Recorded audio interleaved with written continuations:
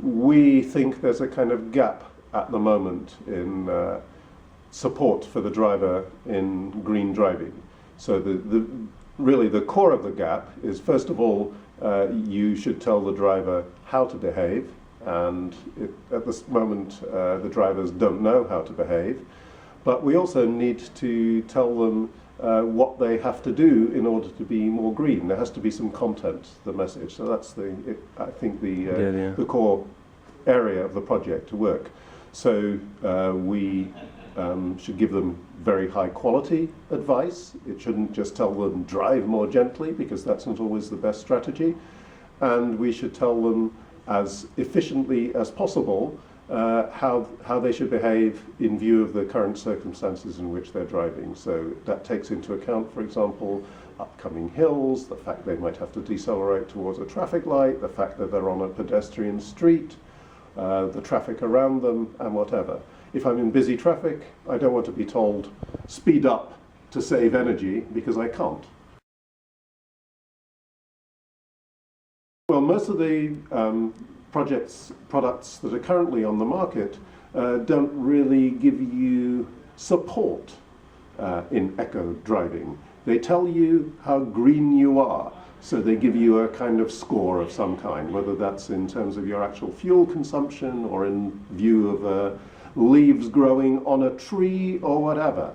So, but what I don't know when I see leaves growing on a tree, or even the leaves falling off the tree because I'm not doing very well, is how I should do better. They don't tell me what I have to do, what actions I have to perform. So we really want to try and give a little, if you like, a bit more coaching, if you like, real advice, saying now's the time when you should start to accelerate, now's the time when you should start to decelerate. You're coming up to a hill, so please change down now. You've reached the crest of the hill, so now's the time to lift off on the accelerator. Now, what we don't want to do, of course, is to set up some horrible system that it's like your mother-in-law in the car saying, now do this, now do that, with a voice control. So then we have to look at how that message is given to the driver. The overall path for the project is, if you like, there's, I guess, you could say, three main stages to the project. First, there's a development phase where we develop the solutions, and we do that quite a lot offline for the energy models, and, if you like, online with people for when we're in the driving simulator, particularly for evaluating alternative HMIs.